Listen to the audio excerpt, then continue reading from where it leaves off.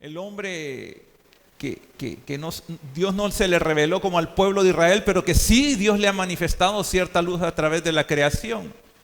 Y que este hombre ha decidido adorar lo creado en vez del creador. Y Dios lo entregó, dice, a ese tren de pensamientos. Y el hombre fue decayendo hasta que deshonró su cuerpo. Y se complace en los que hacen esos mismos pecados. Básicamente ahí termina el versículo 32 del capítulo 1. Personas que se complacen y aprueban. Hacelos, ay, qué bueno. Aprueban. Y termina en el versículo 32 con eso. Luego comienza con otro tipo de personas que se creen moralmente mejor que otros. Personas que tienden a juzgar y decir, qué barbaridad, cómo son esas personas. Y están juzgando constantemente. Y de eso trata el capítulo 2. De ver ese tipo de personas que se creen mejores moralmente que otros porque no hacen esas cosas tan horribles que hacen estos gentiles especialmente. Muchos comentaristas creen de que Pablo no solo se está refiriendo al pueblo gentil y al pueblo judío, sino que también está abarcando a este tipo de personas que moralmente se cree mejor, que había una multitud de personas con un tipo de filosofía, con un tipo de estilo de vida, de creencias, que desaprobaban muchas de las cosas que Pablo acaba de decir, y vamos a hablar de eso. Entonces este capítulo 2 habla de las personas que se creen moralmente mejor que otras y que creen que porque no son tan malos como otros, Dios los va a juzgar a ellos diferente. Vamos a leer el texto. Voy a leer desde el versículo 1 al capítulo 2 para ver todo ese contexto y vamos a pasar luego a nuestros versículos. Dice así: Por lo cual no tienes excusa, hombre, quien quiera que seas tú que juzgas. Pues al juzgar a otros, a ti mismo te condenas, porque tú que juzgas, practicas las mismas cosas. Y sabemos que el juicio de Dios justamente cae sobre los que practican tales cosas. ¿Y piensas esto, hombre, tú que condenas a los que practican tales cosas y haces lo mismo, que escaparás del juicio de Dios? ¿O tienes en poco las riquezas de su bondad, tolerancia y paciencia, ignorando que la bondad de Dios te guía al arrepentimiento? Mas por causa de tu terquedad y de tu corazón no arrepentido, estás acumulando ira para ti en el día de la ira, de la revelación del justo juicio de Dios. Verso 6, aquí entramos en el tema que nos compete hoy realmente. El cual, ese día del juicio, y miren ustedes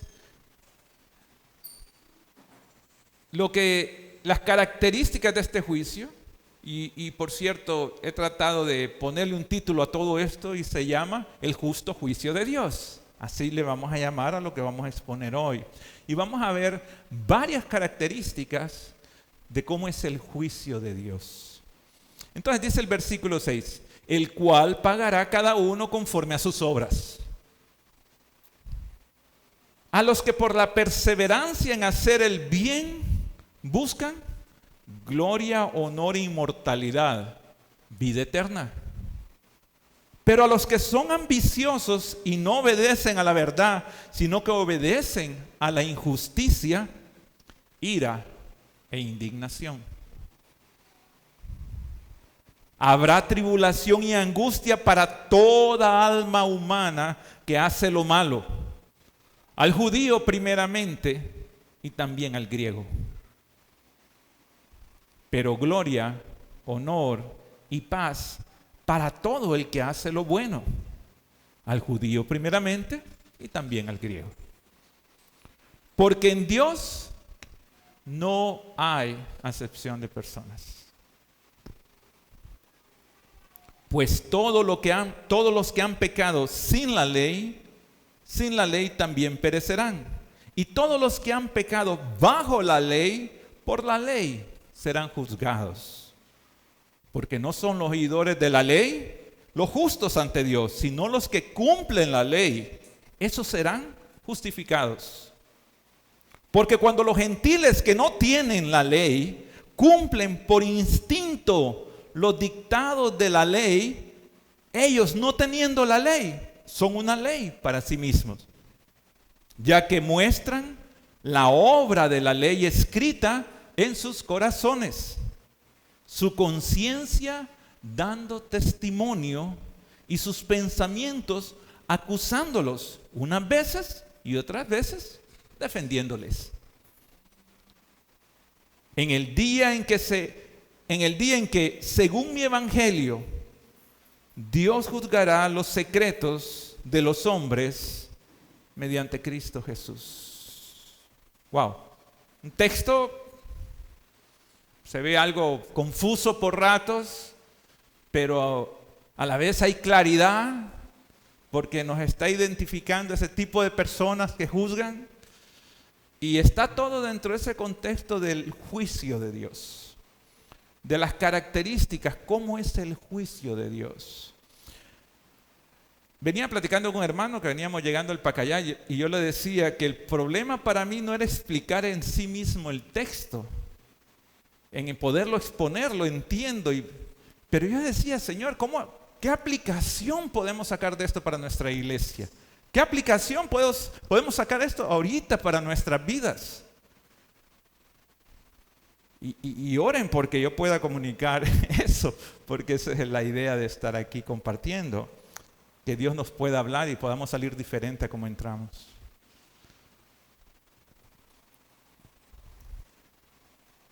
Como les decía, algo que tenemos que aprender es acerca de cómo es el carácter de Dios. Y parte del carácter de Dios, y algo que usted y yo tenemos que comprender, es que Él es justo. Él es justo, hermano. Y usted le dice, está bien. No solamente diga está bien. Va a haber momentos en su vida que usted no va a entender esa justicia. Va a haber momentos en su vida que usted va a decir, ¿por qué a mí? Va a haber momentos en su vida que usted va a ver este mundo y va a decir, ¿qué es esto? ¿Y Dios dónde está? O va a haber personas que le van a acusar. ¿Y usted es cristiano? ¿Y ese es el Dios suyo? ¿Ese que permite que maten, que violen, que hagan tanta cosa? Créame, a veces asumimos que Dios es justo, pero ¿cuánto nos cuesta entender la justicia de Dios? Y gran parte para entender esta justicia es que tenemos que conocernos realmente cómo somos nosotros. Mientras usted no se conozca realmente cómo es usted va a tratar de comparar la justicia de Dios con su justicia. Y ahí el problema. Cuando nosotros decimos qué es justo y qué es injusto, en base a nuestra propia moral. Entonces, vamos a aprender en estos textos acerca de varios principios. Son varios, hermanos, no sé si los voy a cubrir todos, pero vamos a tratar de hacer un resumen de ellos. Por lo menos vemos 12 principios de lo que es la justicia de Dios. Primero, desde el versículo 2:1 nos dice que el hombre moral es declarado sin excusa. Sin excusa, porque el juez es justo. Eso dice el versículo 1. Por lo cual no tienes excusa, oh hombre, quien quiera que seas. Y este es el punto acá. Cuando habla del hombre, habla del género humano. Pero cuando dice quien quiera que sea, hace distinción entre un grupo de personas, no solo los judíos que criticaban y odiaban hasta cierto punto a los gentiles, porque ellos se creían que ellos eran los especiales, sino un grupo de personas que había crecido en la sociedad, filósofos. Había un filósofo famoso de nombre Séneca en esta época en que Pablo escribió esto. Séneca podía leer todo lo que Pablo dijo en estos textos anteriores, diciendo cómo el hombre se ha depravado, que son aborrecedores, detractores, insolentes, soberbios, jactanciosos, vanidosos y todo, Séneca estuviera diciendo, ¡qué barbaridad! Así son. Realmente son malos. ¿Por qué? Porque según la historia, este filósofo y consejero de Nerón, por cierto, a él se le respetaba tanto porque él tenía una familia bastante buena y él hablaba cosas sabias en sí mismo. Y muchos lo admiraban y lo respetaban por eso. Pero eso era Séneca. Pero así como Séneca, hay muchas personas que se creen que son mejores que otros porque no practican esas cosas. La palabra que dice acá, pues al juzgar a otros a ti mismo te condena porque tú que juzgas practicas las mismas cosas. No está diciendo que esa persona practica la inmoralidad, necesariamente la inmoralidad sexual que practican estos hombres a los cuales Pablo acaba de describir en el capítulo 1. No necesariamente está diciendo que son iguales, pero lo que está diciendo es que también pecan, que también hay pecado. Y algo que usted y yo tenemos que ver a través de todo este texto es que esto es una carta, ¿no? Nosotros lo leemos por porciones de manera que podemos exponer esta porción, pero realmente esto es un todo. Una carta usted la tendría que leer de una manera continua, siguiéndolo para poderlo ver. Y usted va a darse cuenta que en el capítulo 3 más adelante, en el versículo 10 nos dice, no hay justo ni aun uno. No hay nadie justo. No hay alguien que no peque. No hay alguien que no peque, hermanos. Y eso es lo que Pablo está exponiendo. Por eso les decía, esta es una manera magistral que nos enseña a nosotros cómo compartir el evangelio. ¿Por qué? Porque mientras el hombre no vea su condición de perdido, de caído, de deplorable que está su vida, no va a entender nunca la gracia de Dios. Nunca va a entender lo maravilloso que es el sacrificio de Cristo en la cruz. Nunca.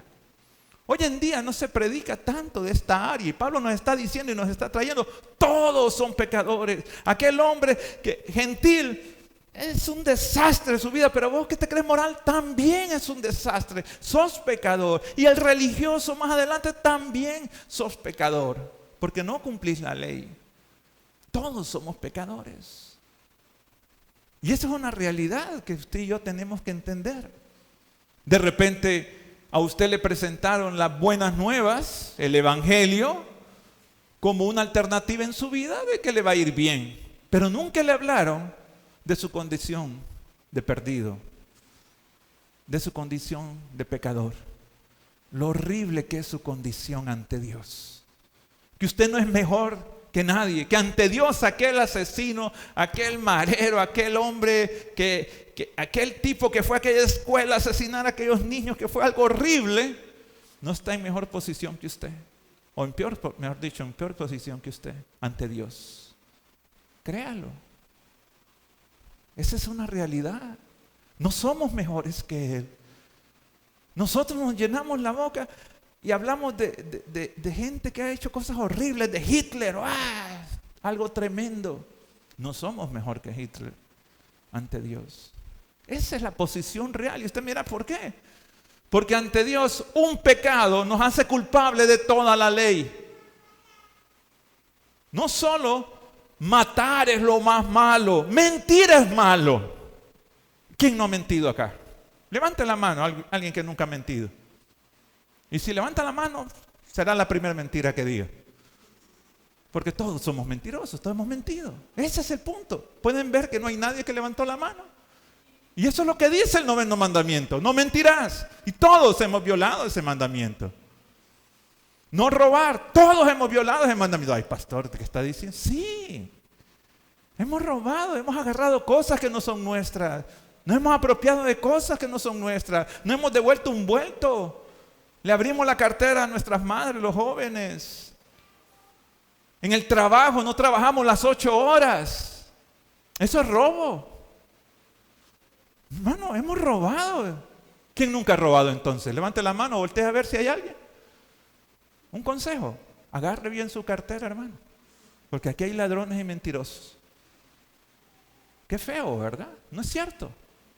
Ah, pastor, nos está acusando. Yo no nos estoy acusando, es la ley que nos acusa a todos. Y eso es lo que está haciendo el apóstol Pablo aquí. Poniendo al hombre, al género humano, que no importa quién sea, sea judío, sea griego, eres culpable. No tienes excusa.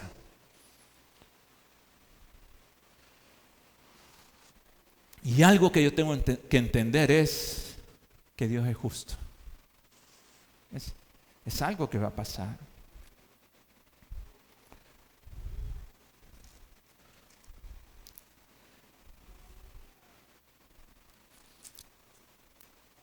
Dios acusa al moralista y le dice, ¿tú qué juzgas? Hay varios ejemplos en la Biblia que hablan de personas que han juzgado. Solo para citar algunos. En Génesis 38, del 12 al 26. ¿Recuerdan a Judá? Cuando se alejó de sus hermanos y se fue a vivir con los cananeos.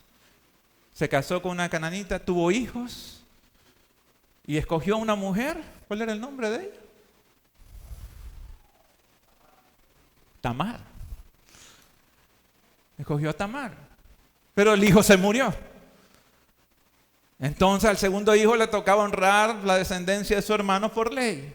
Pero el hijo no quería nada que ver con Tamar en ese sentido. Le podría haber gustado, pero no quería nada que ver porque no era su descendencia. Y resulta que Dios lo mata también, se muere el hijo. Después Judá le dice a Tamar, mejor andate a la casa de tus padres a pasar tu viudez mientras mi hijo menor crece, que puedo honrar la descendencia de mis otros hijos. Y se fue. Pero pasó el tiempo y Judá no honró eso. ¿Recuerdan? Esa es una historia de la Biblia. El punto es que Tamar pasa el tiempo y aquí hay muchas cosas que para nosotros nos parecerían no correctas, pero en aquel tiempo una viuda, hermano, era algo bien feo serlo, era algo que no era considerada en nada, era una carga social, era algo miserable ser viuda sin una descendencia que la pudiera cuidar. Y Tamar en eso se dio cuenta que Judá iba a venir a cegar unos campos cerca de ellos y le avisaron y se cambió, se quitó su luto y se puso como una mujer muy atractiva y se tapó la cara. Y dice que Judá se allegó a ella porque creyó que era una mujer prostituta. El punto es de que, no sé, yo estoy relatando esto, pero la historia, ustedes la pueden leer ahí en Génesis 38. El punto es de que Tamar quedó embarazada. Y después le vinieron a Judá con el chisme. ¡Hey! Tu nuera salió embarazada, fornicó, cayó en adulterio. Ay, Judá remangándose. ¡Que la quemen! Ese fue el juicio de Judá. ¡Quemen a esa mujer! Eso es justicia, hermano. Y cuando la agarran para irla a quemar a la pobre Tamar, le regresa el báculo, le regresa el sello, le regresa, hey, yo estoy embarazada del hombre que le pertenece eso. Y era Judá.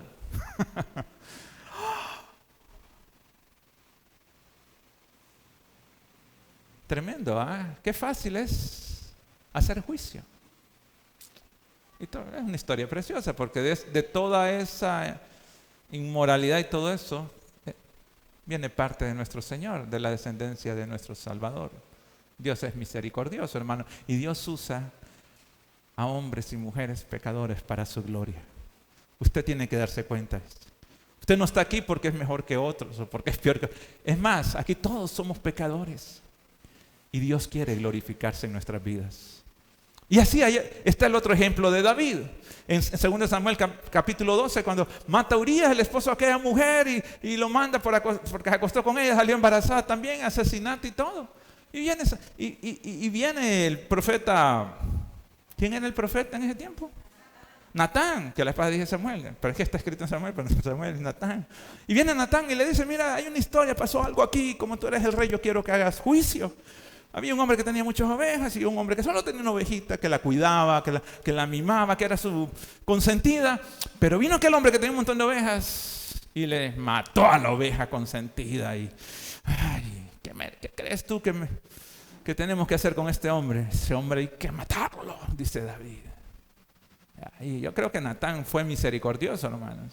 Detente, le dice. Detente, no sigas diciendo eso porque ese hombre eres tú. Wow. ¿Se dan cuenta de eso, lo que le estoy diciendo? Y está la mujer en Juan 8, aquellos hombres que iban a apedrear a aquella mujer. Justamente la agarramos en el acto del adulterio. Eso sí, eso es horrible. Esto hay que matar a esa mujer, a esa prostituta. Y la agarramos ahí. Y la llevaron ante Jesús con piedras en las manos. ¿Qué hacemos con esta mujer? Justamente hay que matarla. Cristo baja su cabeza y dice que comienza a escribir en el suelo. Algunos creen que lo que estaba escribiendo eran los pecados de todos los que estaban ahí. Ok, dice, el que no tenga pecado que tire la primera piedra. Qué horrible. Y todos los hombres comenzaron a soltar las piedras, hermanos. A saber cuántos de ellos habían acostado inclusive con ella. Hermanos, mucho cuidado con juzgar. Porque a veces señalamos con un dedo, pero hay 3 dedos que nos señalan a nosotros. Como principio no hay que juzgar. Pero aquí está hablando de la persona que se cree mejor, que no es salva, que no viene a Dios porque él cree que es bueno, porque él no es tan malo como los otros. Es más, viene a la iglesia posiblemente y viene porque es moralmente mejor que algunos de los que estamos acá. Y cree que por eso va a ser justificado. Por eso Dios lo va a tratar mejor que los otros.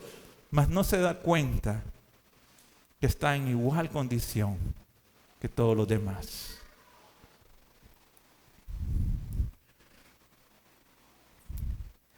En el versículo 2, y sabemos que el juicio de Dios justamente cae sobre los que practican tales cosas. El juicio de Dios es el segundo principio de juicio, que es un juicio que es inevitable. El juicio de Dios es inevitable. Nadie, dice en el verso 2, y sabemos que el juicio de Dios justamente cae sobre los que practican tales cosas. ¿Y piensas esto, hombre, tú que condenas a los que practican tales cosas y haces lo mismo? Oigan bien la pregunta, ¿que escaparás? ¿Crees tú que vas a escapar?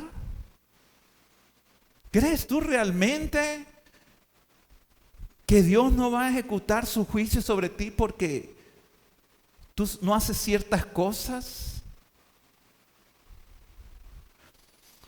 Cuando el hombre peca, o cuando el hombre comete un delito, piensa de muchas formas. El que comete un delito piensa, ojalá que nadie se dé cuenta. ¿No es cierto? Que pasó desapercibido. Que si fue un accidente, que las cámaras no lo hayan filmado.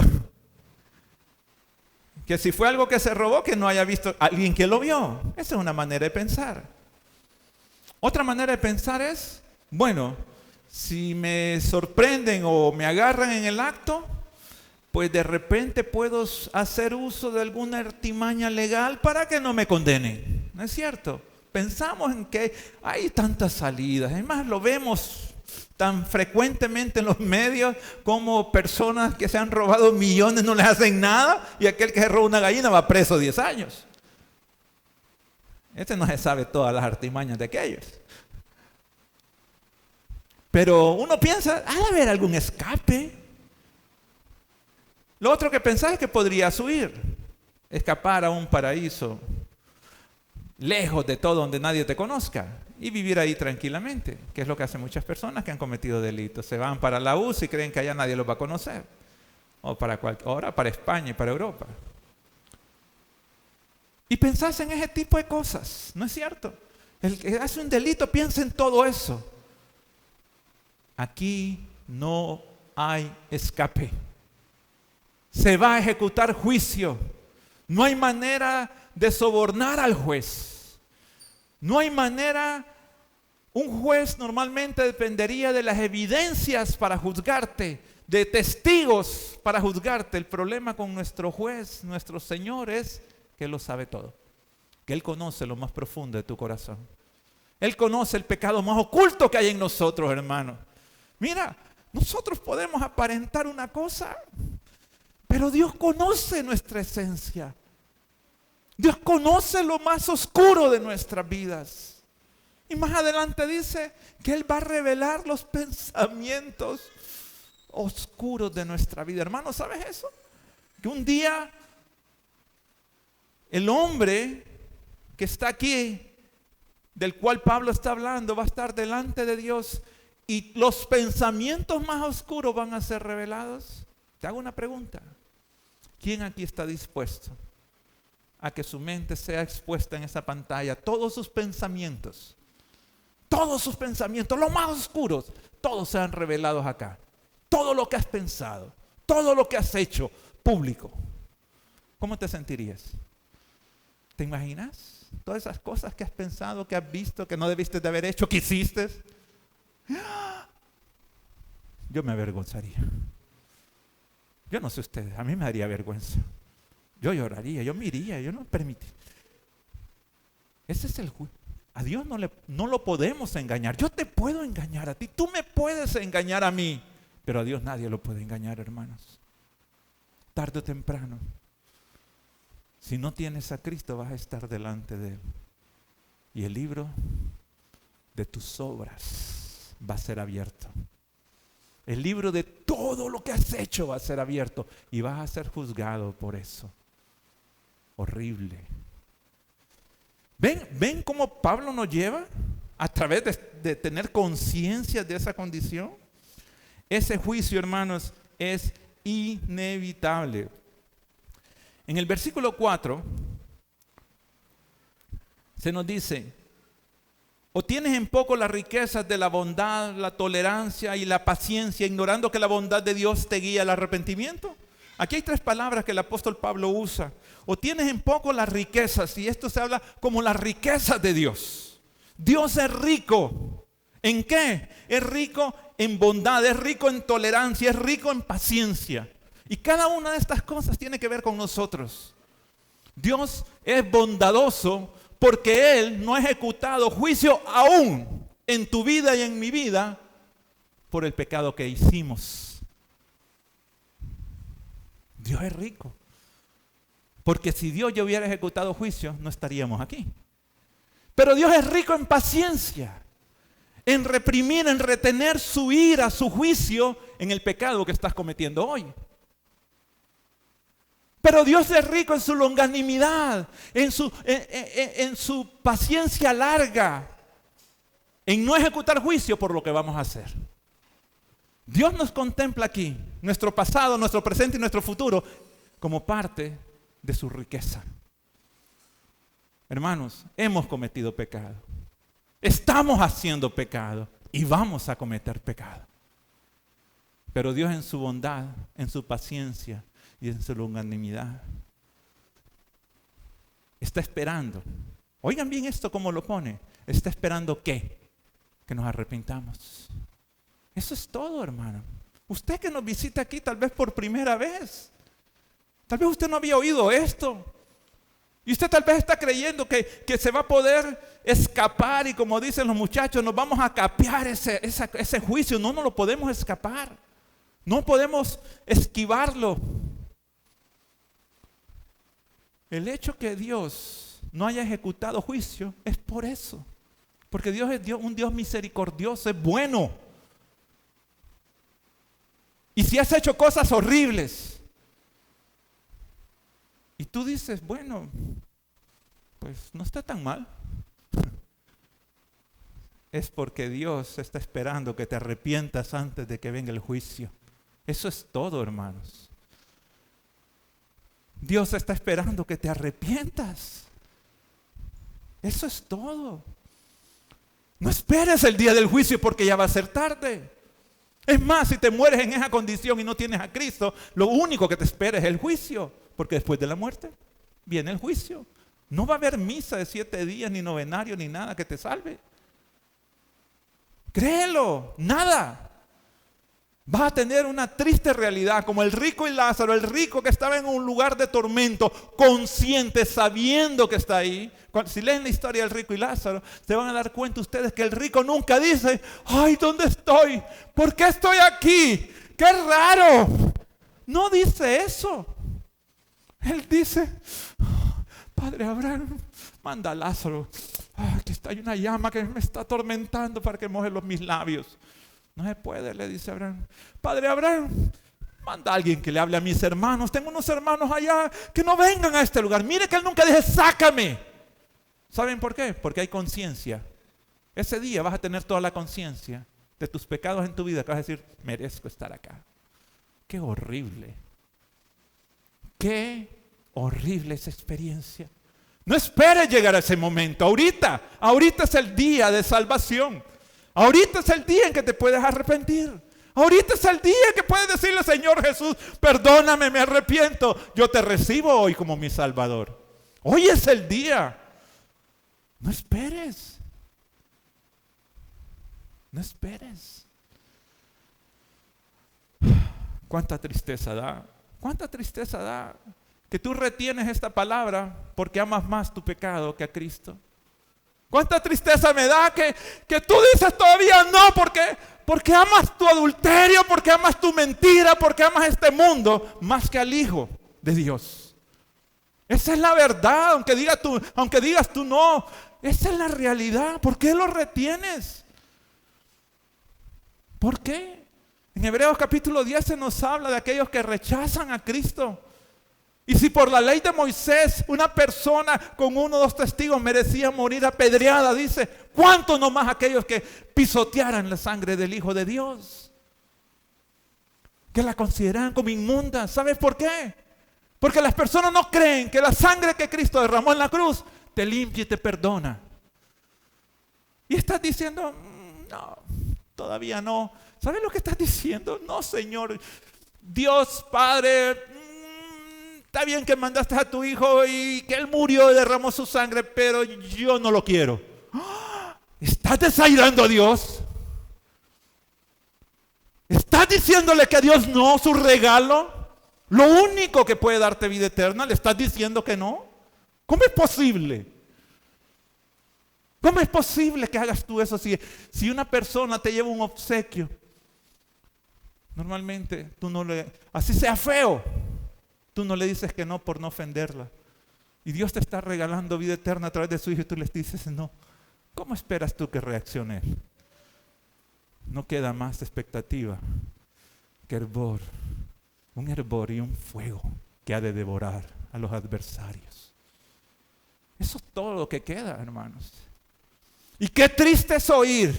Y es una experiencia, hermanos, de día tras día, semana tras semana, cada vez que compartimos el Evangelio. Oímos que muchas personas van a iglesias evangélicas. Y usted les pregunta, ¿y usted dónde va a ir el día que muera? Y las respuestas son así. Bueno, estamos procurando. Bueno, hace poco doña María, una señora que le di el Evangelio en una calle, me dice, ¿te vas a ir al cielo? Sí, ¿por qué? Porque yo sirvo en la iglesia. Tengo 10 años de estar aquí en la iglesia, me dice. ¿Usted se va a ir al cielo porque sirve en la iglesia? Sí. O sea que usted es una persona buena, sí. Y comencé a hablarle de la ley. O sea que usted nunca ha mentido. No me puede decir eso. O sea que usted ha mentido. Usted ha violado el 9º mandamiento. Pues sí, ¿cómo se le dice a las personas que mienten? Mentirosas. Usted violó la ley. ¿Y usted alguna vez ha robado? Mire, todo era sí. ¿Ha cometido adulterio? Sí. ¿Ha deshonrado? Sí. ¿Ha codiciado? Sí. Hermanos, hemos violado la ley de Dios. Y yo le digo, y si usted se muere y es juzgada por la ley, es culpable o inocente, culpable. ¿Saben lo que Dios dice? Que merecemos el infierno. Esa es la persona buena. Esa es la persona que dice que va a ir al cielo por ir a la iglesia. Para usted ir al cielo, y aquí lo vamos a leer si nos da el tiempo, usted tendría que guardar la ley. Toda la ley. Pero como vamos a ver, no hay nadie que pueda guardar la ley. Entonces, el juicio de Dios es inevitable. Ese sería el tercero. El principio número 4 es: el hombre no debería alejarse de Dios, que es imposible escapar de Él, sino debería acercarse a Dios, porque tiene que arrepentirse. es esencial el arrepentimiento. Porque la benignidad, la paciencia y la longanimidad de Dios están presentes para todos. Para todos. Para buenos y para malos. Dios es bueno contigo. Como es bueno con el vecino que no tiene a Cristo, como es bueno con aquel ateo que no tiene a Cristo. Es bueno. ¿Saben por qué? Porque está esperando que se arrepienta.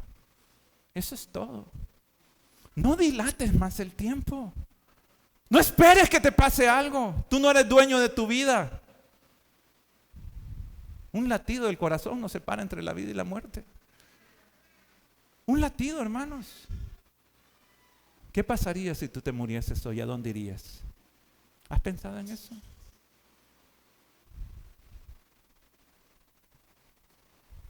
Hay solo 2 lugares. No hay 3 lugares ni 4 lugares.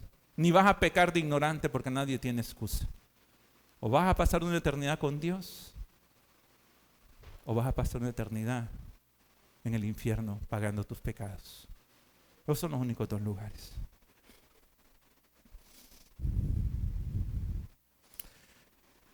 Quinto principio del juicio. Habrá un día de juicio final para los impíos. Impíos, los que no son píos, los que no son santos, los que son pecadores, los impíos, los que no son santos, los que pecan. ¿Y quiénes pecan? Todos, sin excepción. Todos somos pecadores. Y dice el versículo 5 así: mas por causa de tu terquedad y de tu corazón no arrepentido. Miren el texto en el versículo 5. Dios está siendo misericordioso con nosotros, con el hombre. Estoy hablando del hombre, pero digo nosotros. Pero por causa de nuestra terquedad, de nuestra dureza, de que sabemos que no estamos haciendo las cosas bien. Es como la persona que fuma. Yo no sé si ustedes han visto, pero han cambiado los eslogans de las cajetillas. Mira, sale un hombre con un cáncer horrible que uno ya vomita y ve la cajetilla. Fumar produce cáncer. Deme una cajetilla de cigarro. Pregúntele a una persona que fuma si es bueno fumar. No, fumar es malo. Ahora estaba viendo otro eslogan. Fumar, el humo le hace daño a los niños. Y sale un hombre fumando sobre un niño. Pero lo siguen haciendo. Es un negocio, por eso está la Tabacalero, una empresa multimillonaria que no va a quebrar. Y así pongan que te vas a morir mañana, la gente va a seguir fumando. Así somos de tercos. Así somos de tercos, hermanos. Te digo, no lo hagas, no es bueno. Dios te da, te regala, no te pide dinero. Tú no eres salvo por venir a una iglesia, tú no eres salvo por dar dinero, tú eres salvo solo por fe en Cristo. Es un regalo de Dios. Ven a Cristo. No, es que amas el pecado. No amas a Cristo, no amas a Dios, amas tu pecado, amas tu mentira, amas tu adulterio, amas todo lo que haces fuera de Dios, más que a Dios. Entonces,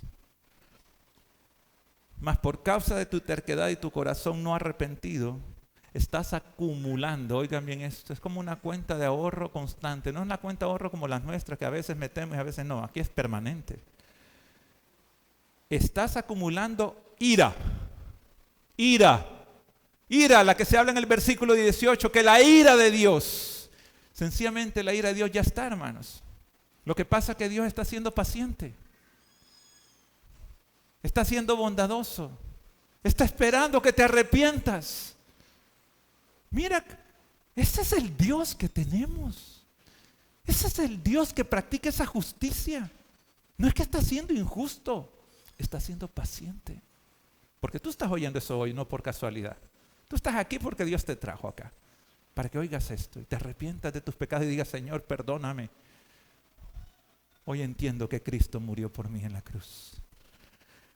Pero al no hacerlo, es tanta tu terquedad y tu corazón no está arrepentido, o sea que realmente no ves lo horrible que es y por eso no te arrepientes.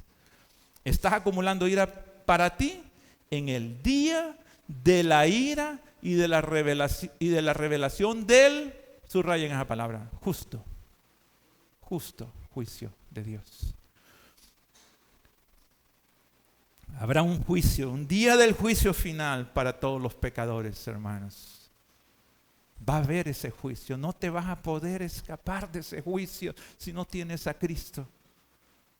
Así te creas que eres buena persona, vas a ser juzgado por tus obras, por tus hechos. Y créeme, te vas a hallar falto. Te vas a hallar falto. Principio número 6.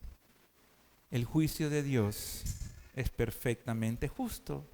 Es llamado el justo juicio de Dios. Dios es el juez justo. Él no comete errores. Él no falla en su veredicto. Él es el juez divino. A Él se le delegó hacer justicia. ¿Y saben qué? Aquí dice el justo juicio de Dios. Más adelante vamos a ver que es Cristo quien va a estar juzgándonos. Qué horrible, hermano, va a ser si tú no tienes a Cristo, comparecer ante el único que te pudo haber salvado y que se te habló y se te dijo.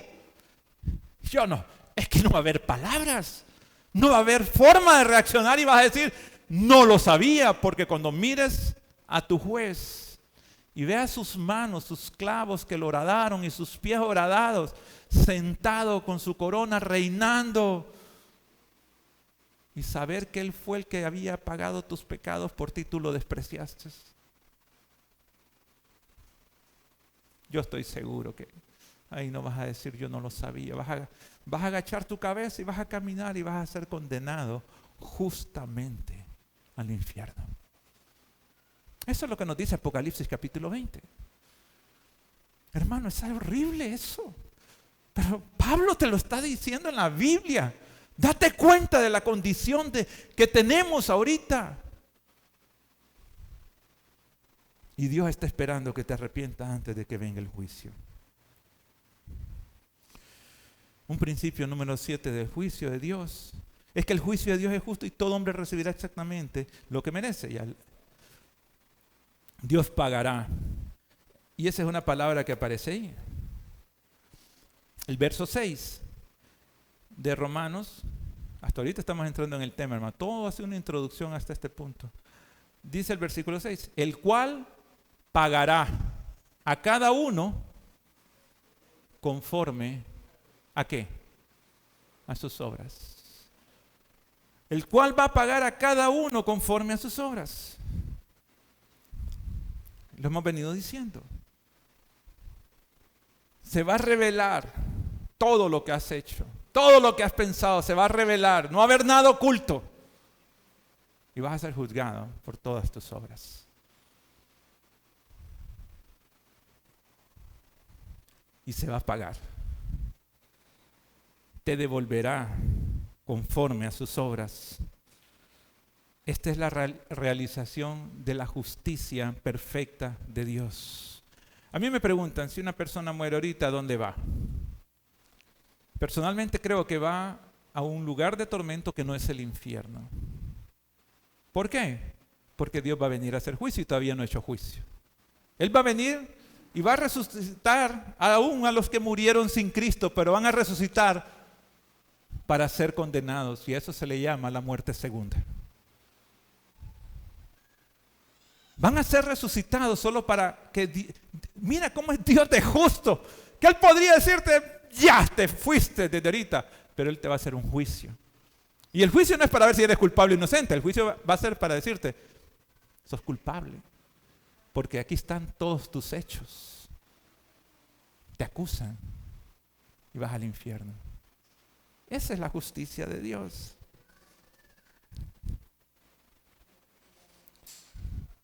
Pero Dios no es solo un Dios de justicia, hermano. Dios es un Dios de gracia. Y Dios mandó a su Hijo Jesucristo para que ustedes seamos salvados por gracia. Por gracia, hermanos, sin merecerlo, porque todos estamos en la misma condición. Todos los hombres estamos en la misma condición. Dios nos salva sin que usted y yo lo merezcamos. ¿Cómo? A través de Jesús. Él nunca cometió pecado. Él fue perfecto. Él nunca mintió, Él nunca codició, nunca violó ningún mandamiento. Sin embargo, murió como el más vil pecador. Él murió como el peor de los pecadores, en una cruz, injustamente. Hermanos, piensa en eso. Visualiza esa cruz con ese hombre ahí, que lo que iba a pasar en esa cruz es que él iba a experimentar tu infierno, mi infierno en esa cruz. Lo que usted y yo merecíamos, él lo iba a experimentar en la cruz. Y el Padre lo castigó a él. ¿Sabes por qué castigó el Padre a su Hijo? Por amor a ti. ¡Wow! Eso es por amor a nosotros, hermano. ¿Cómo Dios va a amar? Mira, con mucho alguien va a amar a una persona pues que más o menos moralmente recta, es buena. Pero amar a pecadores como nosotros, ese es el amor de Dios. Y eso está en Efesios capítulo 2. Él murió por nosotros. Por salvos sos gracia. Por gracia somos salvos. Cristo murió en la cruz por ti y por mí. En esa cruz merecemos estar nosotros. Sin embargo, el justo, el que no cometió pecado, murió por nosotros, los pecadores. Y solo es por fe, hermanos. Y eso es parte de toda esta teología que estamos viendo en todos estos capítulos, 3 primeros capítulos. Que nunca es por obras, nunca es por la ley, nunca es por creerse que somos buenos o hacer cosas buenas. Somos salvos solo por fe en Jesús. Gratuitamente. Eso dice Romanos 3:24. Gratis.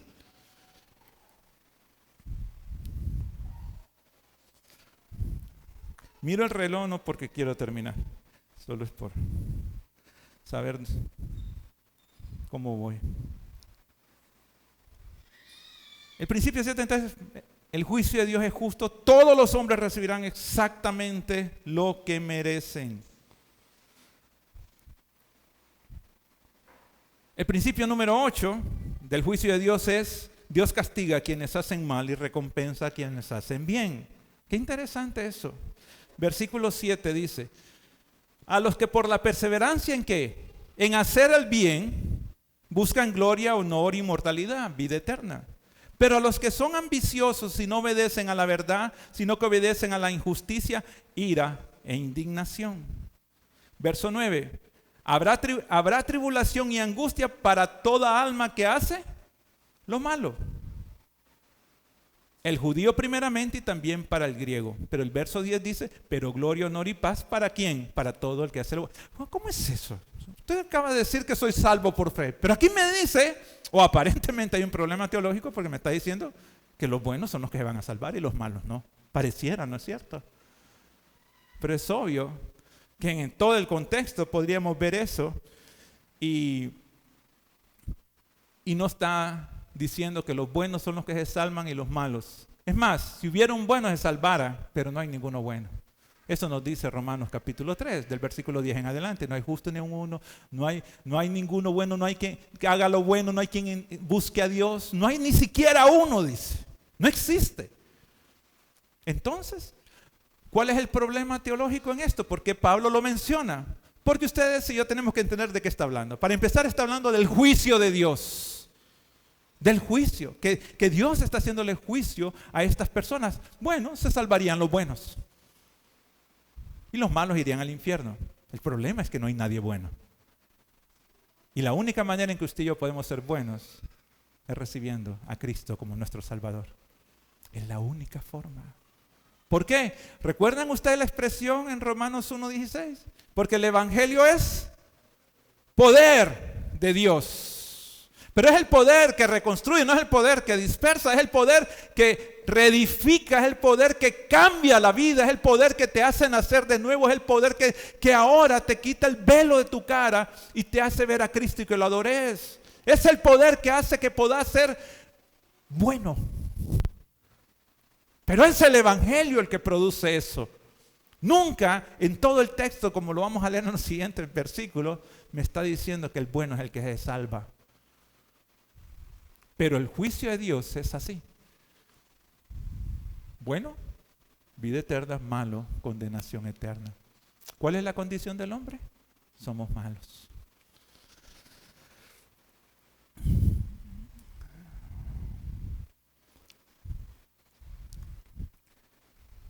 Si ustedes se fijan en las características que aparecen en los 4 versículos del 7 al 10, le llaman un paralelismo invertido, le llaman esta forma gramatical en que fueron escritas. ¿Por qué? Porque habla comparando, para los que perseveren en hacer el bien, buscar gloria y honor, inmortalidad, vida eterna. El verso 8, pero los que son ambiciosos y no obedecen a la verdad, sino que obedecen a la injusticia, ira, indignación, salvación, ira, indignación. Habrá retribución y angustia para el alma humana que hace lo malo, el hombre malo otra vez, y también primeramente para el judío y también para el griego. Pero gloria y honor para el que hace lo bueno. ¿Ven el contraste? Bueno, malo, malo, bueno. Hace eso para aclararnos, para que entendamos básicamente que Dios es un Dios justo. Para que entendamos la justicia de Dios, que Él va a ser justo, que no va a hacer algo que sea bueno y lo va a condenar. Aquí se responden a un montón de preguntas. Por ejemplo, ¿qué pasa con aquellas personas que nunca han oído de Dios? ¿Han hecho esa pregunta? Una pregunta difícil de contestar, por cierto. ¿Qué pasa con esos 800 millones o no sé cuántos millones de musulmanes hay que nunca han oído de Dios? ¿Qué pasa con aquellos indígenas del Amazonas que nunca han oído de Dios? ¿Qué pasa con aquellos? ¿Qué pasa? Bueno, algo que descansa es que Dios va a juzgar a lo bueno, bueno y a lo malo, malo. Y eso es lo que está diciendo. ¿Por qué? Porque Dios es justo. Dios no va a ser injusto, hermanos. Descansemos en eso. Descansemos en eso.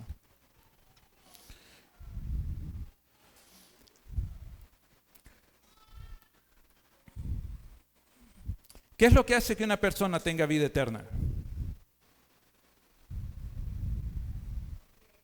El creer. Eso no lo dice la Biblia. Una persona no tiene vida eterna por ser buena. Nunca en la Biblia dice eso. Sería una contradicción pensar de esa manera. Estoy aclarando el tema ese por si se da.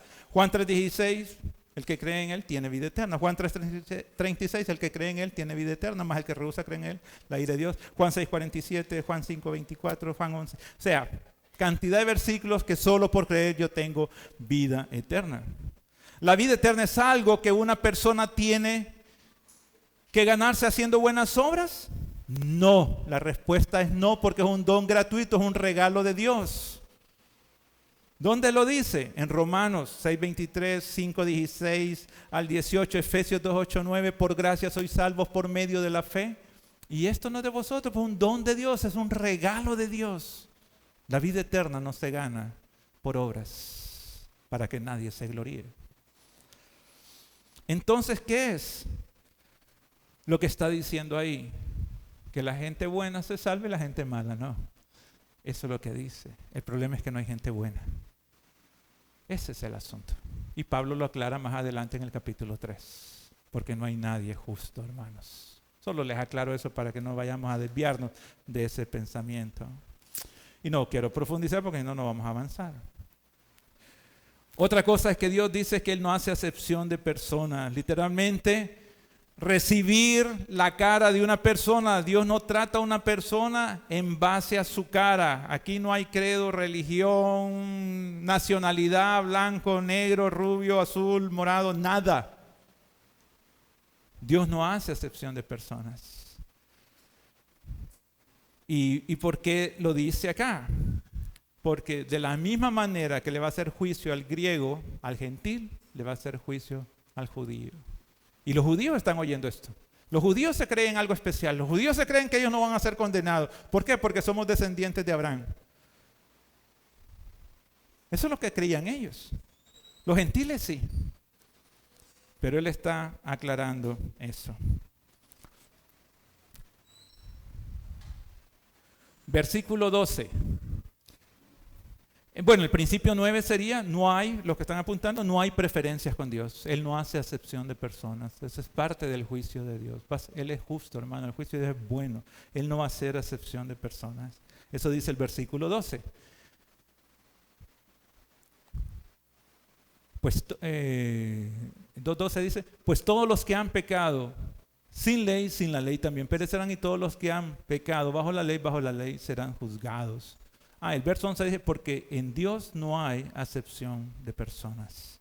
Así que, hermanos, no hay acepción de personas. Voy a hacer una pausa aquí y vamos a continuar, nos vamos a quedar en el punto 9. Nos quedarían 3 puntos para terminar este texto, que espero que lo hagamos el próximo domingo. Hermanos, amados, tenemos que dar el evangelio de esta manera. Si las personas no entienden que están perdidos, que el juicio de Dios viene, que la ira de Dios se va a manifestar ese día, créanme, no van a entender la salvación tan grande que Él nos ha dado a través de Jesucristo. El Señor viene pronto, hermanos. Créanlo. El Señor viene pronto. Y no somos dueños de nuestras vidas. Por favor, vengan a Cristo. Por favor, se lo suplico, vengan a Cristo. Si usted no sabe dónde va a pasar su eternidad y todavía esto le parece algo confuso, no se vaya de aquí sin hablar con alguien que se lo aclare. ¿Por qué? Porque usted no es dueño de su vida. Nos podemos morir en cualquier momento. Y no es que soy fatalista, es una realidad. Si de algo estoy seguro es que nos vamos a morir. Se los profetizo, se va a morir. ¿Cuándo? No sé, pero se va a morir. Y no soy profeta, pero se lo puedo profetizar. El punto es, ¿qué pasa con usted si se muere hoy? ¿A dónde iría? Reciba a Jesús como su Salvador y Dios dice que le regala vida eterna. Solo por fe. Vamos a orar, hermanos. Señor, venimos nuevamente ante tu presencia, Dios, para darte gracias nuevamente por tu palabra. Gracias por estos textos, Señor, y yo te pido, Señor, en el nombre de Jesús, por favor, te lo suplico, si hay alguien aquí, Señor, que no te conoce, quítale el velo de sus ojos, Señor. Que este día pase de muerte a vida, Dios. Que ese poder tuyo que está en el Evangelio, Señor, cambie su vida, Padre. Cambie totalmente su vida, Señor. Te lo ruego, Padre. Por favor, Señor. Úsanos. Usa nuestra iglesia. Esta iglesia que tenemos aquí, esta iglesia pequeña, Dios. Pero que no nos callamos. Ninguna verdad. Que podamos ser diferencia, Señor. Aquí donde estamos, que seamos lumbreras, que seamos luz, que seamos antorchas que iluminen en esta ciudad, Padre. Y en cualquier lado, Dios. Por favor, úsanos, Señor. Gracias te doy, Señor, por este día. Y gracias por tu palabra nuevamente. En el nombre de Cristo Jesús. Amén.